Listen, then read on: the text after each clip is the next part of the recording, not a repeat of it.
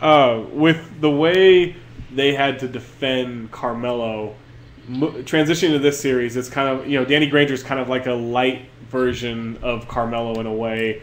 Is that somewhere where they're much more comfortable throwing Shane Battier on him and letting LeBron roam, or is this where LeBron has to step up and say, I'm going to take Granger out of this game, and that's my job on defense? Yeah, I think Danny Granger isn't as physical and as forceful as Carmelo Anthony. Carmelo, when he just was like, I'm going to get to the basket, Shane Battier couldn't really do much about it.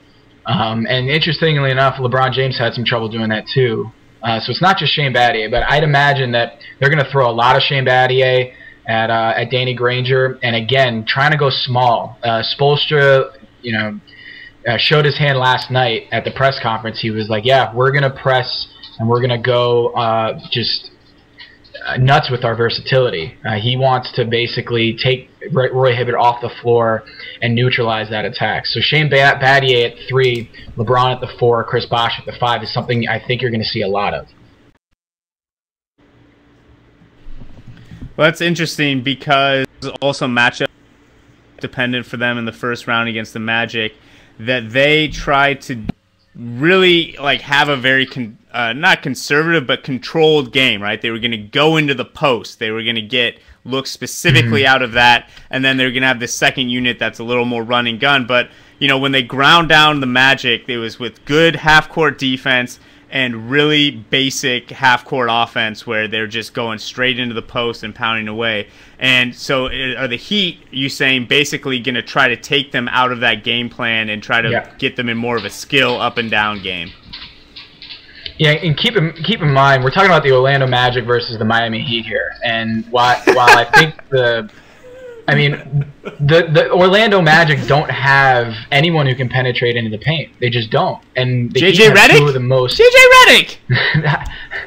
I'm sorry, JJ, but you're not at the level of LeBron James and Dwayne Wade. I'm sure he would admit that. Am I drunk, or is Quentin Richardson still on the team? I don't know what Magic team you're watching.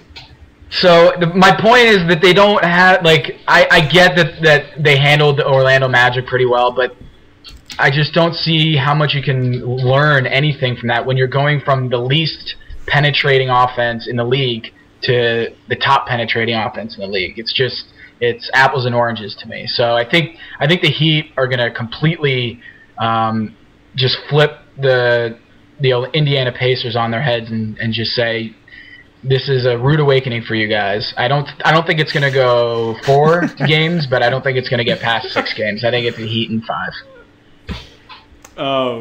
You just watched Carmelo Anthony in person for a couple of games, and you and I have been on opposite ends of the Carmelo debate, where I think you think that he's a murderer, and I think he's a saint. And no gray area. What was it like watching him in person? I mean, he didn't do a lot of passing. He didn't do much teamwork at all. What was that like? It was like everything I ever dreamed come true. It was a guy just looking for it was a guy looking for his own shot, completely not dedicated defensively, and still thinking he is of LeBron James and Dwayne Wade's caliber.